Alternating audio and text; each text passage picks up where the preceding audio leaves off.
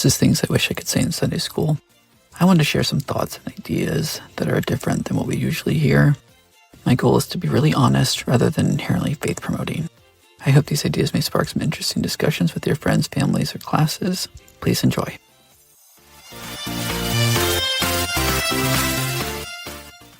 This is the lesson for November 11th through 17th, Ether chapters 1 through 5. Today's topic is responsibility. The Book of Ether is the story of a small group from the Tower of Babel that traveled to the Americas in watertight barges. The lesson material is kind of all over the place. The topics in the manual don't fit the content of the chapters very well, in my opinion. Last week, I discussed how God punishing entire groups doesn't seem very godly, punishing the few righteous along with the wicked. The story for this week begins with God confounding the language and scattering the people for attempting to build the Tower of Babel to reach God.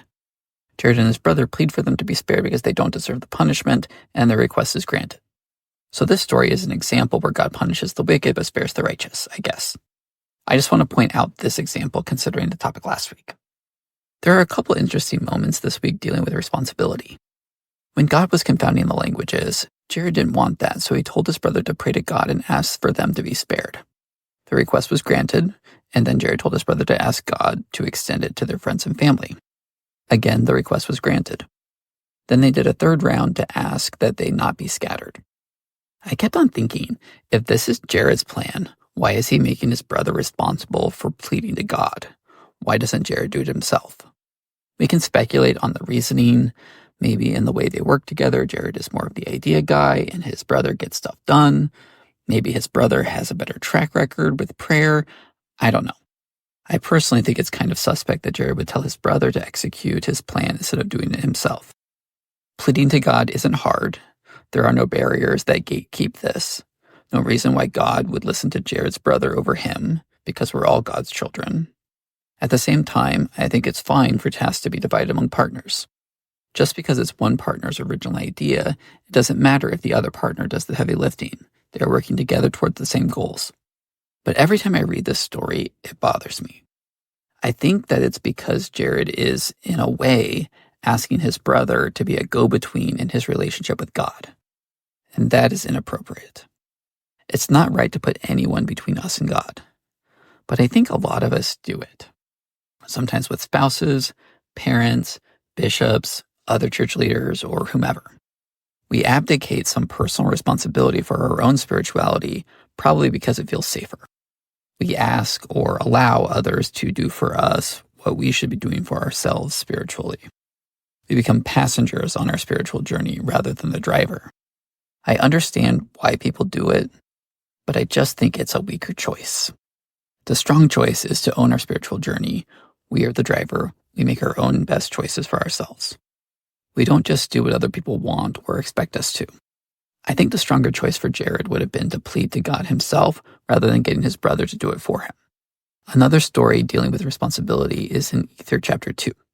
Here, Jared's brother made watertight barges and then goes to the Lord because he sees 3 problems: getting air in the vessels, a way to steer, and light in the vessels. God answers the first 2, make a plug for the top and bottom for air, and the Lord says that he will direct the winds and waves, so don't worry about steering. Then God puts it back on the brother of Jared to figure out the light. This story is often used as an example of us needing to do more work and be less reliant on God to make up the difference. Basically, that we should make a plan or decision and then take that to God. This will yield better results than just asking God, what do I do? I definitely believe in this idea. Making a choice keeps you moving. Even if you find out that it's not the best choice, you can course correct. It usually results in greater progress than delaying decisions. We could critique the brother of Jared for not taking the initiative to come up with ideas himself before taking it to God. But I see the brother of Jared taking responsibility here.